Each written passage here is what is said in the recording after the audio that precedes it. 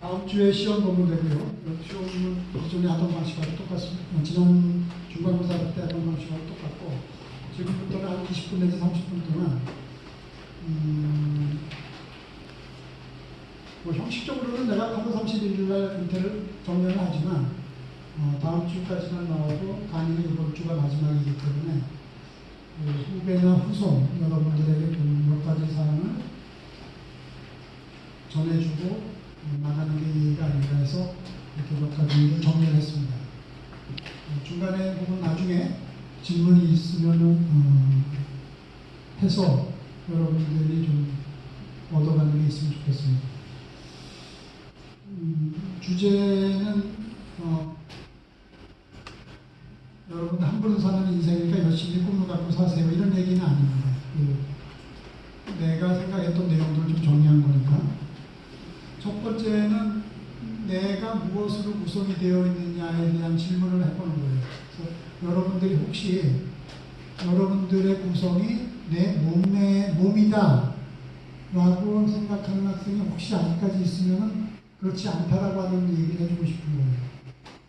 내 몸으로 구성된 거는 나의 구성이 내 몸에 한정된다라고 하는 거는 꽤 어렸을 때의 얘기고, 지금 혹은 이 이후는 그렇지 않아요.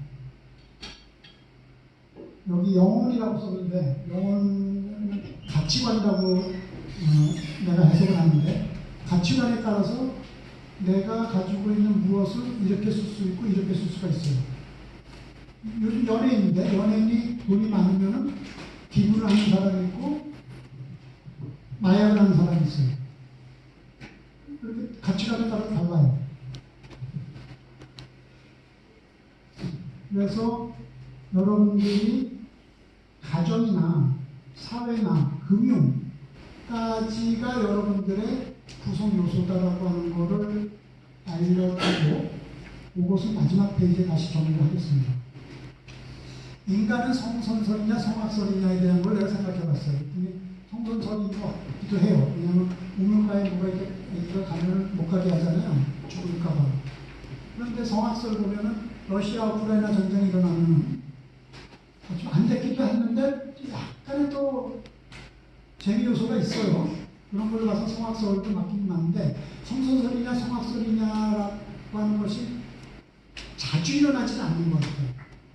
그런데 사람들을 내가 곰곰이 보니까 사람들이 저 행동을 왜 하지? 라고 이렇게 보면은 아하, 자기의 이익이 되니까 저렇게 행동하는 거야 라고 대입을 해보면 딱 맞는 것 같아요. 그래서 여러분들 행동을 잘 생각해 보세요. 여러분들이 했던 거, 내가 그때 그 행동을 왜 했지? 그러면은 아마 나한테 이익이 되니까 했어. 쟤는 왜 저러지? 쟤는 자기에게 이익이 되니까 그 행동을 한 거야. 그렇게 대입하면 딱 맞아요. 예를 들어서 여러분들 동생이 여러분들한테 형, 오빠, 누나 내 방 좀 치워줘. 한번 때리죠? 형, 내가 1,000원 줄게. 내 방 좀 치워줘. 또 때려요. 형, 여기 100만 원 있는데 내 방 치워줄래? 고민되죠, 많이. 죽어도 안 하는 분도 있지만 50만 원만 돼도 하는 분이 있어요. 사람은 성선설, 성악설이기도 하지만 성익설에 해당되는 동물이 아닌가 생각이 듭니다. 인간은 변하는가 변하지 않는가인데, 내가 어렸을 때 그 동네나 국민학교, 중학교, 고등학교 이럴 때 친구들을 지금 만나보면 그때 하던 말투나 행동 똑같아요. 여러분들 지금 친구들 만나잖아요. 40년 후에 만나면 똑같이 해요. 안 변해. 그래서 현재 여러분이 가난하면 나중에도 가난해. 가난의 DNA가 안 변한다는 뜻이에요. 부자의 DNA도 안 변하고, 훌륭한 DNA도 안 변하고, 훌륭하지 않은 DNA도 안 변해.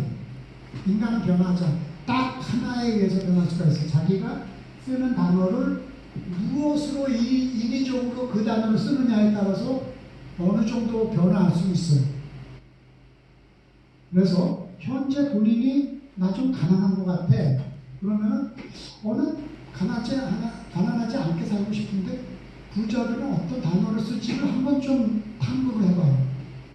나 좀 부자인 것 같아. 그러면은 내가 어떤 단어를 쓰지? 이걸 한번 탐구를 해보세요. 왜? 안 변하니까. 현재의 부모로부터 받은 DNA가 안 변해요. 단어로 변화할 수 있는 부분이 어느 정도 있어요. 사회는 내가 없으면 안 돌아갈까? 여러분들 중에 여기 누가 있는데 한 명이 없어요. 안 돌아갈 것 같아? 잘 돌아가요. 여러분들 한 명 어떤 누가 지금부터 일주일 동안 똑같은 모자, 똑같은 옷, 똑같은 신발을 신고 학교를 왔다 갔다 해요. 근데 어떤 누가 야, 너 일주일 동안 계속 이거를 신고 입고 모자 썼어 라고 얘기하는 사람 한 명도 없어요. 왜? 나에게 무관심하기 때문에. 그래서 내목하고 객관적으로 내가 느껴져요. 이거를 우리가 사회가 나한테 너무 무정하다고 그러는데 그렇지 않아요. 앞에 성익설처럼 각자의 이익을 위해서 모든 사람들이 자기의 이익만을 위해서 최선을 다하기 때문에 남의 생일날 내가 뭐 해줘야 되지? 이 생각을 신경 쓸 여유가 없는 거예요. 부모만 여러분들에게 여러분들 생일이 며칠일지만 기억하지, 여러분들 친구, 내가 저번에 그 친구한테 생일 선물을 못 줬는데 걔가 나한테 뭘 생일 선물 해야지. 안 해요. 왜? 각자가 자기 이익에 반하는 행동을 하지 않아요. 자기 이익에 해당되는 거 그것만 테이크하고 끝이야. 그래서 나에게 내가 바꿀 수 없는 걸 이렇게 받아들여라는 건데, 타인에게 기대거나 기대하지 마세요. 부모도 마찬가지예요. 그냥 혼자 살아가세요. 타인에게 기대거나 기대하지 마세요. 왜냐하면 걔도 자기 이익을 최대화하고 극대화하기 위해서 바빠요. 걔도 바빠. 부모님도 부모님 노화 방지를 위해서, 주름살 없애기 위해서 뭘 하시느라고 바빠. 기대지 말고 기대하지 마. 혼자 타인에게 바라지 말고 혼자 꿋꿋하게 살아가는 방법이 외에는 없습니다. 자, 사회는 복잡하고 엉망인가한데 우리가 이제 쉬는 시간에 이렇게 학교를 보면 학생들이 이만큼 저만큼 왔다 갔다 해요. 복잡해 보이죠. 또 대도시에 가면 또 이렇게 막 복잡해 보이고 터미널도 복잡해 보이고 그러는데, 가만히 보면은 내가 4시에 요 옆에 강의실로 간 적 있습니까? 여러분들이 4시에 3층 2호실로 간 적 있어요? 자세히 보면은 굉장히 정교하게 움직여요. 사회가 아주 하나의 오차도 없이 정교하게 움직입니다. 그리고 그 사회 안에 내가 보기에 뭐가 있어요. 그 뭐를 운이라고 나는 표현하고 싶기도 하고 보이지 않는 손이라고도 표현하고 싶기도 한데, 나는 운이라고 표현하고 싶어요. 사회 안에는, 사람 사는 사회 안에는 운이라고 하는 게 작동되는 것 같아요. 운을 우연이다라고 표현하는 사람들인데 나는 그렇지 않아요. 운은 인위적으로 만드는 거예요. 일부러 인위적으로 나에게 유리하게 만드는 거예요. 이것이 우연히 나한테 떨어졌어, 이렇게 해석하면 오해가 생길 수가 있습니다. 잘 안 될 수가 있어요. 그래서 여러분들이 운이 좋은 사람은 어떻게 말하고 어떻게 행동할까라고 하는 주제를 가지고 한번 다른 사람들을 보세요. 아, 운이 좋은 사람은 저 사람이야. 저 사람은 어떻게 말하고 어떻게 행동하지? 그 자료를 한번 좀 탐구를 해보세요. 그러면은 공통적인 것이 2가지 정도 나옵니다. 여러분들 부모님께 부모님 생신 때 선물을 해드리는 경우가 있습니다. 그죠?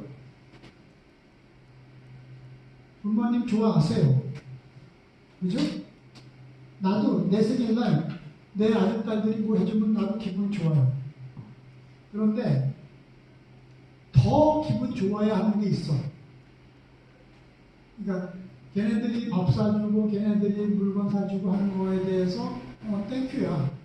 그런데 아주 근본적인 게 있는 거야. 그것이 없다라고 해서 내가 가지고 있는 무엇 중에 걔네들이 안 사줘서 내가 생활을 못하는 거 없어요. 옷도 있고 신발도 있고 다 있어. 먹을 수도 있어. 뭐냐? 내가 여러분과 같은 내 자식들에게 기대하는 게 하나가 있어. 이게 뭐냐면 위기 돌파력이야. 그러니까 50에 살던 100에 살던 150에 살던 그건 결과치야. 그런데 50에 사는 사람이든 100에 사는 사람이든 꼭 위기가 와서 제로로 한번 떨어져요. 이 상태에서 얘가 다시 혹은 그 이상으로 올라갈 위기 극복력이 있느냐 없느냐가 내가 관심이 있고, 그래서 그것이 충분하면 내가 밤에 잘 때 안심이 되고 푹 자는데, 그 위기 극복력이 없다라고 내가 판단하면 이게 힘든 거예요. 부모님께 생일 선물 안 해드리라는 말이 아니, 그건 해드리는데, 본인이 위기 극복력이 있어서 부모님을 안심시키느냐에 대한 것에 대한 관심이 여러분들에게 더 있으면 좋겠다는 거고, 나의 미래를 어느 정도 대비하여야 하느냐 하는 건데, 여러분들 2월 말에 수강 신청할 때 6월 14일 오후 4시 반에 이런 커뮤니케이션이 일어날 것이다라고 하는 걸 생각을 못했어요. 전혀 못하죠. 그죠? 그 당시에는 이 과목을 수강 신청하려고 했으면 수강 신청하는 거에 집중하면 되는 거예요. 지금은 4시 40분에는 내가 뭐라고 얘기하는 거에서 나에게 이익이 되는 거를 잡는 거에만 집중하면 돼요. 그 다음은 생각하지 말아요. 왜 그러냐면 인생을 살아보니까 멈추면 안 되는, 쓰러지면 안 되는 자전거 타기더라고요. 그래서 내 앞에 사람이 많으면 내가 이 길로 못 가. 수강신청 여러분이 하려고 그랬는데 미리 수강신청 해놓은 사람이 많았어. 그럼 내가 가고자 하는 길을 못 가고 다른 길로 가야 되는 게 인생이야. 그래서 다른 길로 가서 수강신청 못했어. 그러면 이쪽으로 못 가고 저쪽으로 가고 있는 도중이야.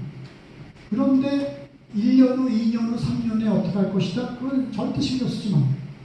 지금 수강신청 잘하고 지금 내가 얘기하는 것 중에 잡을 게 있느냐 없느냐 여기에만 집중하고 지금 오늘 자전거 타기에만 집중하고 자전거에서 내리지 말고 3년 후, 5년 후 이제 절대 필요 없어. 내일 시험 보는 거 거기에만 집중하고. 왜? 자전거에서 떨어지지 말라고. 자전거 타고 가는데 사람이 없어. 수강 시청 뻥! 일본에 잘 됐어. 된 거야. 60년 다쳤어. 못했어. 그럼 자전거를 타고 옆으로 빠질 수밖에 없지. 내리면 안 되고. 그러니까 미래 자전거 타기를 그때 가서 대응하면 돼요. 그때 대응을 지금 대응하지 말라고. 그 길을 안 갈 수도 있으니까. 그 다음에 나는 불행감을 느끼는가 행복감을 느끼는가인데 한번 해봅시다. 불행감을 느끼는 분, 행복감을 느끼는 분 나눠서. 자, 불행감을 느낀다.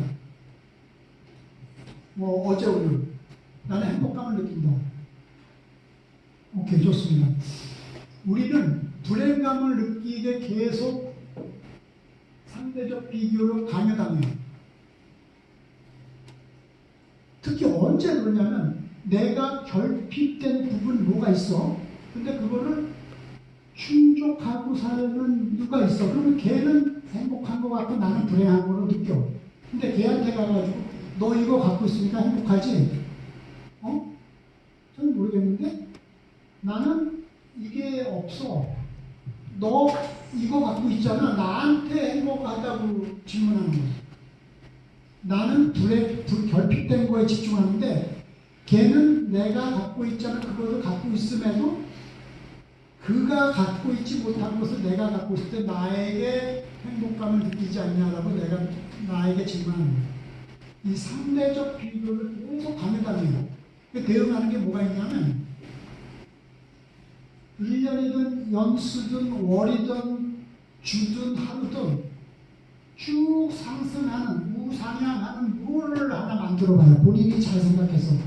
그게 선행일 수도 있고, 그게 일주일에 한 번 하나씩 5,000원이나 10,000원을 이렇게 축적해 놓는 거가 될 수도 있고, 그게 뭐 부모님은 뭐 하는 거가 될 수도 있고, 그게 한 달에 한 권씩 책을 읽는 거, 뭔지 모르지만 2년 지나니까 이만큼이 됐어. 오, 나 굉장히 우상향 축적하고 있는 사람이야. 이걸 하나 만들라고. 그러면은 상대적 비교에서 비교적 자유롭거나 이 상대적 비교에서 좀 떨어져 나올 수, 독립될 수가 있어요. 그런데 우상향 되는 거를 내가 갖고 있지 않으면은 굉장히 외로워. 외롭게 투쟁을 해야 돼. 비교에 의한 브랜드면서. 다음에 인생의 정답이 있는가인데 여기 한번 해보겠습니다. 인생의 정답이 있다, 없다. 자, 인생의 정답이 있는 것 같다. 인생의 정답이 없는 것 같다. 한 명만 물어봅시다. 왜 없다고 생각해요? 계속 변해서. 변해서. 사람마다 달라서. 가치관이 달라서. 오케이. 내가 얘기할게. 인생의 정답 있어요. 앞에 설명했던 나라고 하는 구성 요소가 나의 몸, 나의 영혼, 나의 가정, 나의 사회, 나의 금융인데 이거를 다 원만하게 충족한 사람이 나라고 가정합시다. 건국대학교 글로벌 캠퍼스 교수님들이라고 가정합시다. 숫자 여러 사람이야.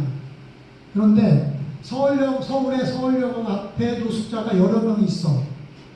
그 사람들은 이것을 충족시키지 못하거나 원만하게 갖고 있지 못하다라고 가정해요. 자, 그들 중에 행복감을 느끼는 사람이 있어. 나 소주 한잔 마시고 새우깡 하나 먹으면서 나 행복해 하는 사람이 있어. 우리 글로벌 캠퍼스 교수님들 중에 어떤 사람이 나 불행감을 느끼는 사람이 있어. 하지만 확률이 어느 쪽이 높아? 몸도 안 아프고 가치관도 올바르고 가정도 아름다리고 결혼 다 시켰고 사회적으로 충분히 활동하고 금융도 충분해. 이런 사람들이 행복감을 느낄 확률이 높으냐? 서울역 앞에서 노숙하면서 소주 먹고 지금 새우깡 하나 먹으면서 있는 사람이 행복감을 느낄 확률이 높으냐? 확률에 대한 얘기. 전자가 높죠. 인생의 개인마다 가치관이 달라서 이것들이 얼마나 크고 얼마나 작으냐. 성직자는 금융이 월 150만 원밖에 안 받아요. 그렇지만 사회적으로 내가 어떤 영향을 끼칠 거에 대한 것이 있기 때문에 그것이 상쇄가 되는 거예요. 그래서 정답이 이쪽으로 원만하게 충족된 사람들이 행복을 느낄 확률이 점점 높아지는 거예요. 술, 담배 안 하고 하는 사람들이 암이 적게 걸릴 확률이 높고 술, 담배 하는 사람들 중에 암이 안 걸린 사람, 오래 사는 사람이 있어요. 그렇지만 확률적으로 그런 사람들이 아플 확률이 크다는 얘기예요. 그래서 인생에서는 정답이 있다라가 내 생각입니다.